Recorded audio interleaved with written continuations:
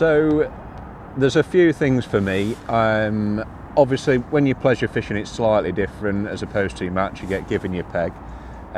But say this was a match and I drew this peg, you want to have a plumb around first, try and find any features. For example, they've got a sunken island under the water here at about 12 metres. Now, with the sun coming out, I don't particularly want to fish on that because you're likely to hook more carp and the silverfish won't really settle where the carp are. So trying to find as deep a water away from me today as possible. You need to give yourself a little bit of room. I've got 2 lines on the go, 10 o'clock and 2 o'clock if you like, those sort of angles. Just trying to find the deepest water away from me today. Other places, you know, Meadowlands, other lakes around this complex at Rycroft, it's more about, when it gets colder, more about distance away from you, just to keep that little bit calmer water where, you know, some people around you might be fishing 11, 12 metres. If you can go a little bit further, 13 or even 14, just to get yourself that little bit of water out the way of everyone, it's going to give you a much better chance of catching early on. The only other line to discuss really on these commercial lakes is your short line. That can be anywhere from top getting 2, top getting 3 really, just nice comfortable distance where you can throw casters. Have a little look around for a shelf. You want to be out the bottom of the shelf on a lot of it. Some pegs on here, it's a bit too close, you know, it's only about 3 metres here, it's too close, so settling on a nice distance, top 5 where you can throw casters. That's more for later on in the day really. You want to leave that line as long as you can.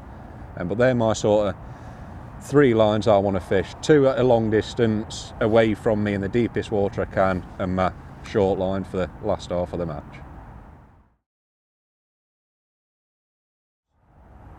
So again, there's a range of baits you can take to a commercial. For me, obviously ground bait, your traditional worms, casters, maggots, they're your sort of go-to baits to guarantee some bites.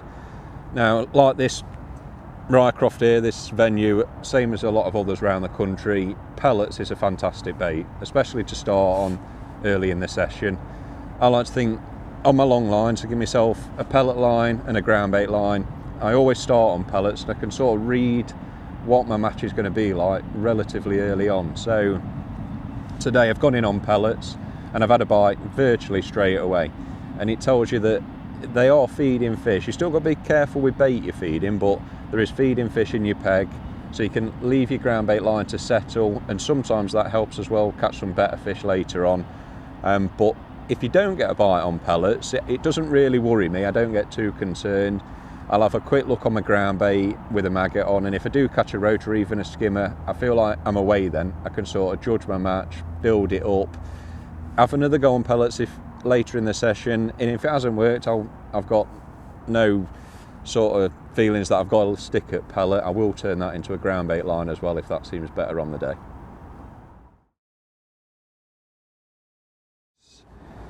Again, it depends on depths, but generally you want to get away with as light as you possibly can. So light main lines, light hook lengths, light hooks, light floats, all of it together will really help you.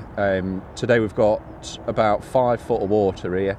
I'm using a new Carper Silver in 0.25 of a gram, which isn't a heavy float at all by 5 foot of water. Nice strung out rig, 012 main line down to a 08 hook length to a size 20 F1 maggot hook. All real nice light fishing, again with a soft elastic. You can flick that rig out, that light strung out rig, hang on to it on casters, and it will reel, take its time settling, and you'll often find that you get a little bite just as it's settling. And sometimes, today's been a prime example, the bites are so minuscule, if you're not really concentrating, you will miss that bite. They can be even bream, the same sort of bites, just as your rig's settling. Same on pellets today as well, to be fair. You're not just sitting there and it's going under, you're flicking it in all the time, get a nice slow fall, and you get a little dink, lift up, and there's one on.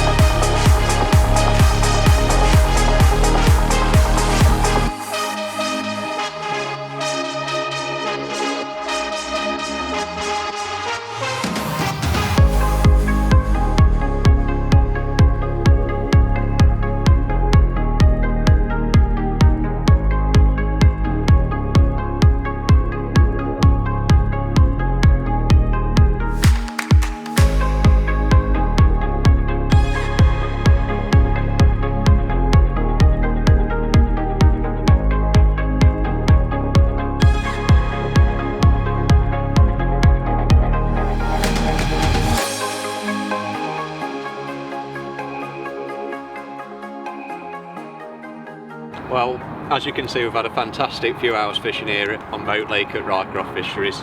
It's about 3 hours fishing there, plenty of bites. For this time of year, you can't beat it. We've had some roach, some skimmers of all sizes, some bigger bream, and even we've managed a winter tench as well.